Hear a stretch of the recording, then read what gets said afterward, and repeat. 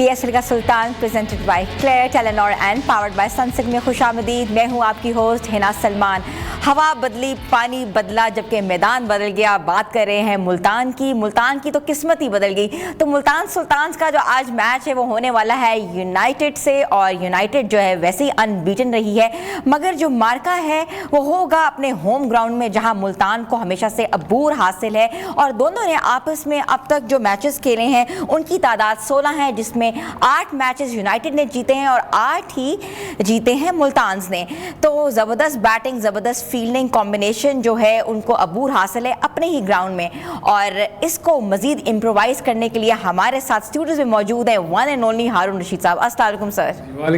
वालेकुम सलाम। बिल्कुल ठीक कहा आपने। वाकई दोनों ने 8 मैचेस जीते, तो इसका मतलब है दोनों एक ही जगह पे खड़े हैं। लेकिन आज का मैच इंपॉर्टेंट है इस पॉइंट ऑफ व्यू से। इस्लामाबाद यूनाइटेड तो अपने आप को बड़ा इजी फील कर रही होगी क्योंकि वो सारे मैचेस वो अभी तक जीते हुए हैं, कोई हार उनके अभी तक उसमें नहीं लिखी गई। लेकिन आज के मैच को बहुत सोच समझ के उनको खेलना होगा, क्योंकि वो अपनी विनिंग मोमेंटम को जो है वो बरकरार रखना चाहते होंगे। लेकिन मुल्तान सुल्तान जिस अंदाज में कल खेली है, उससे लगता है कि उनकी फॉर्म वापस आई है, कॉन्फिडेंस और आया हुआ होगा। और ख़ास तौर पर यासिर खान ने जिस किस्म की इनिंग खेली थी उसी को दोबारा वो रिपीट करने की कोशिश करेंगे। और बहुत ज़रूरी है मुल्तान सुल्तान के लिए कि आज यासिर खान दोबारा क्लिक करें। लेकिन आज उनका मुकाबला डिफरेंट बॉलिंग अटैक से होगा, क्योंकि इमाद वसीम जो है ना वो पावर प्ले में आके बॉलिंग करते हैं और पावर प्ले में आके वो आउट भी कर देते हैं। तो अगर अर्ली स्टेजेस में मुल्तान सुल्तान के विकेट्स आउट हो गई तो फिर सिलसिला दूसरा भी हो सकता है। सर बिल्कुल ऐसा ही है। सर पहले लीग मैच में उनको 47 रन से शिकस्त हासिल हुई मुल्तान सुल्तान को यूनाइटेड से, तो वो एक शिकस्त के बाद वापस टीम का सामना करेंगे, तो कॉन्फिडेंस क्या सेम रहेगा? हाँ, वो होता है ऐसे ही है। देखें, आप जब भी कोई मैच हारते हैं तो उसके बाद जब आप मीटिंग में बैठते हैं तो आप देखते हैं कि आपसे क्या क्या गलतियाँ हुई। उस गलतियों में ये भी हो सकता है कि मुझे लगता है कि ज़्यादातर तो वो फील्डिंग लैप्सेस की वजह से भी आप 5 दफ़ा मैचेस हारते हैं, क्योंकि कैचेस आप ड्रॉप कर देते हैं, रन आउट के चांसेस आप मिस कर देते हैं। दूसरा ये होता है कि आपने बैटिंग जो है अपने जहन में रखा हुआ था कि हम इतने रन्स करेंगे, उतने रन्स आप नहीं कर सकते, तो उसकी वो रीजंस ढूंढते हैं कि ये इतने रन्स क्यों नहीं हुए।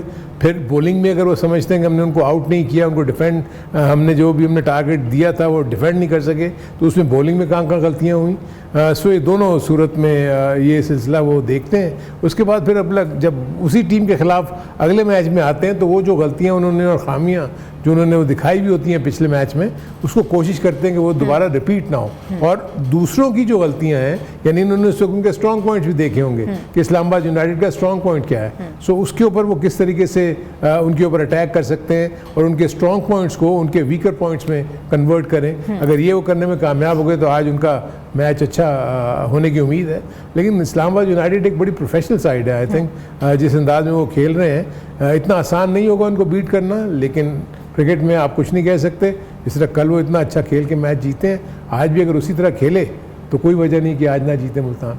सर दोनों के अगर प्लेइंग 11 के ऊपर नज़र थोड़ी डाल देते हैं, पहले हम बात कर लेते हैं मुल्तान सुल्तान्स की, क्योंकि उनका प्लेइंग 11 तो कल हमने देखा, कॉम्बिनेशन भी देखा। Yasir Khan was amazing. उसके बाद अगर उबैद शाह की बात की जाए तो वो भी अमेजिंग है। तो इसके अलावा आप समझते हैं कि किसी को और ऐड ऑन करने की ज़रूरत है या माइनस करने की ज़रूरत है, अगर हम स्क्वाड पे भी नज़र डालें तो? देखिए, इसमें एक तो स्क्वाड को अगर हम देखें, अगर हम स्क्वाड को देख रहे हैं या हम अगर ये देख रहे हैं कि कल के मैच में अगर जिस तरीके से उन्होंने मैच खेला उसमें उनके कितने पॉजिटिव कॉन्ट्रीब्यूशंस थे। अगर हम ये देखें स्क्वाड में तो हम देख रहे हैं यासिर खान ऊपर आ गए हैं, रिजवान भी हैं, उस्मान खान, ये सब अच्छा बैटिंग कर रहे हैं। टर्नर ने भी बुरे इनिंग नहीं खेली थी, ब्रेसवेल बड़ा अच्छा बॉलिंग भी कर रहे हैं, इफ्तिखार अहमद ने कल बहुत अच्छी इनिंग खेली। तो मुझे बहुत ज़्यादा चेंजेस इसमें नज़र नहीं आ रही। कामरान गुलाम भी थोड़ा सा मुझे ऐसे नज़र आ रहा है कि वो इसमें थोड़ा मिसफिट नज़र आ रहे हैं, अभी तक उन्होंने परफॉर्म नहीं किया। लेकिन अगर ये कामरान गुलाम की जगह तैयब ताहिर को भी खिला सकते हैं। लेकिन अब ये डिसाइड करना होगा इन्होंने आज के मैच में एक और मौका देना है कामरान गुलाम को या तैयब ताहिर को, ये इंक्लूड कर सकते हैं। दूसरा, बाकी उनकी तमाम बॉलिंग ने बिल्कुल ठीक बॉलिंग की थी, इसलिए मुझे किसी किस्म की कोई ये चीज़ नज़र नहीं आ रही कि उसमें बॉलिंग लाइनअप में कोई चेंज करें, क्योंकि जॉश लिटल ने भी कल बुरी बॉलिंग नहीं की, उसामा मीर ने बहुत अच्छी बॉलिंग की, उबैद शाह यंग प्लेयर हैं, यंग बॉलर हैं, इन्होंने भी बहुत अच्छी बॉलिंग की, डेविड विली ने भी अच्छा रोल प्ले किया, ब्रेसवेल ने तो खैर बहुत ही अच्छी बॉलिंग की थी। तो आई थिंक इसमें तो मुझे कोई बहुत ज़्यादा इतना वो चेंज नज़र नहीं आ रहा, लेकिन हम ये दूसरे स्पॉट को भी जब हम डिस्कस करेंगे तो उसमें देखते हैं कि इस्लामाबाद यूनाइटेड के पास क्या रिसोर्सेज अवेलेबल हैं। फिर अगर हम ये देखें कि अगर इन्होंने अपने पिछले मैचेस में जो रन्स किए थे वो इन्होंने कैसे किए, तो ये इस्लामाबाद यूनाइटेड अगेन आज़म खान के ऊपर अब ये लोग काफ़ी वो बैंक कर रहे हैं कि वो आके हिट आउट करेंगे, लेकिन अभी तक उनकी बैट जो है वैसे चला नहीं जैसे कुछ इन्होंने PSL के एक आध सीज़न में किया हुआ है। साहिबजादा फरहान टॉप स्कोरर हैं इस वक्त और इन्हीं के ऊपर अभी भी वो डिपेंड कर रहे होंगे कि वो अच्छा स्टार्ट दें। मनरो इनफॉर्म, इसलिए इनको भी इसमें भी कोई इशू नहीं है। शादाब खान, हैदर अली में भी शादाब खान ऊपर आ जाते हैं, हैदर अली को इतना मौका नहीं मिल रहा बैटिंग करने का, लेकिन ये भी काफ़ी पावरफुल स्ट्रोक मेकर हैं। होल्डर इनके दोनों तरफ अच्छा कर रहे हैं, बॉलिंग भी और बैटिंग भी। इमाद वसीम बहुत ही एक्सपीरियंस प्लेयर है इनके पास, स्पिनर बहुत अच्छे हैं, बैटिंग भी बहुत अच्छी करते हैं, अभी तक तो उनकी बैटिंग ही नहीं आई। डॉर्शिस है, ये बुरे बॉलर नहीं है। नवाज़ खेले थे, नवाज़ को 1-2 ओवर ही मिले लेकिन वो भी अच्छे हैं। नसीम शाह एक पावरफुल किस्म की इनकी भी बॉलिंग लाइनअप है, पूरा इनका स्क्वाड बहुत ज़बरदस्त है। अपने अपने मैचेस ये जिस तरीके से जीत के आए हैं, कॉन्फिडेंट नोट पे आज एंटर होंगे दोनों टीमें। सर दोनों भाई आमने सामने होंगे, एक तरफ नसीम शाह एक तरफ उबैद शाह। लेकिन वो प्रॉब्ली दोनों बॉलर हैं तो एक दूसरे को बॉलिंग, अगर तो बहुत ही बुरी बैटिंग किसी ने कर दी तो शायद नसीम शाह अपने छोटे भाई को बॉलिंग कराएं और जो छोटा भाई है उनका वो अपने बड़े भाई को बॉलिंग कराएं। सो ये बहुत कम चांसेस है इसमें।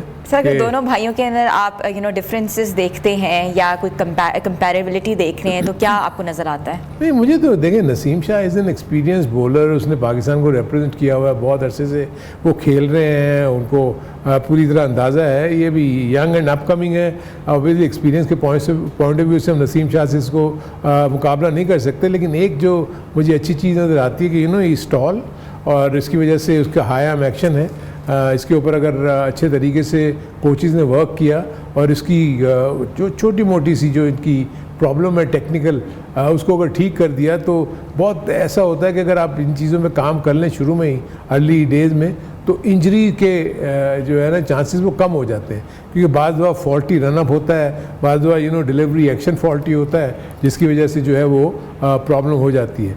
लेकिन मेरे अपने नज़दीक अच्छे प्रॉमिसिंग फास्ट बॉलर नज़र आ रहे हैं। अब आगे आगे देखेंगे कि इनकी डेवलपमेंट किस अंदाज में होती है और इसका अपना रोल, इनका अपना रोल देखना होगा कि ये कितने कीन है अपने आप को बेहतर करने के लिए, क्योंकि जब तक इंडिविजुअल खुद अगर कीन नहीं होगा और वो इतना पैशनेट नहीं होगा, मेहनत नहीं करेगा, तो आई थिंक वो ज़्यादा आगे नहीं जा सकता। Very well said, sir.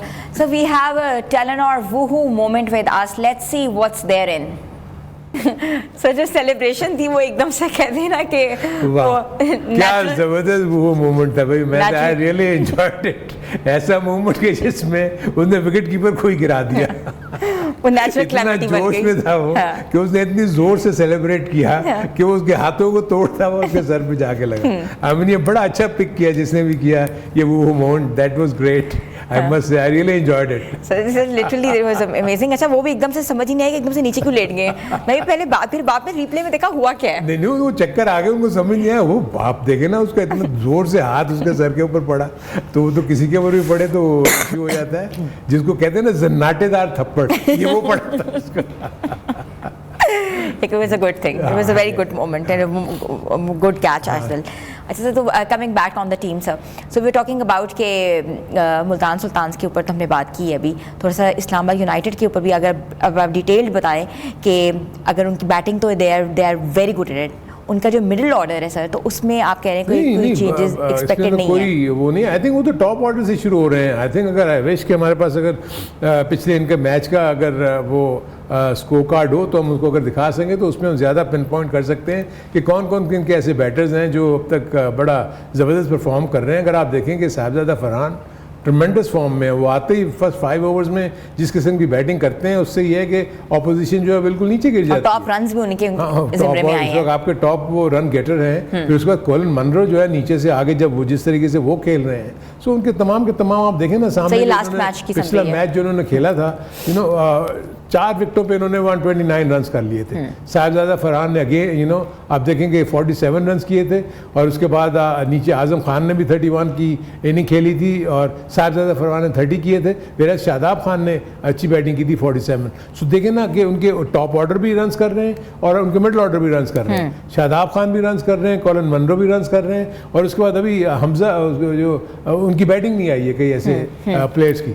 So I think एक बड़ी स्ट्रॉन्ग, और दूसरी तरफ अगर बैटिंग की बॉलिंग की तरफ देखते हैं, देखिए उन्होंने कराची के शादाब खान ने 2 आउट किए थे, नसीम शाह ने 2 आउट किए थे, होल्डर ने 2 आउट किए थे। ये आप फीचर कर रहे हैं आपकी टॉप बॉलिंग चार्ट में। होल्डर इस वक्त सबसे हाईएस्ट विकेट टेकर है और शादाब खान भी उस टॉप 5 में है। So I think this is strong bowling lineup और बैटिंग लाइनअप, तो ये इसका मुकाबला आज मुल्तान सुल्तान को है। बिल्कुल सर, ऐसे ही है। सर ये बताइएगा कि हमने कल देखी पिच की पोजीशन, मुल्तान की कंडीशंस भी आपने देखी, तो पिच के ऊपर what you have in your mind? उन्होंने बहुत ज़बरदस्त, तो मैं समझता हूँ बैटिंग के लिए बहुत साजगार है, और अभी भी कोई बहुत ज़्यादा फ़र्क नहीं पड़ा होगा, एक मैच से कोई इतना ज़्यादा फ़र्क नहीं पड़ता।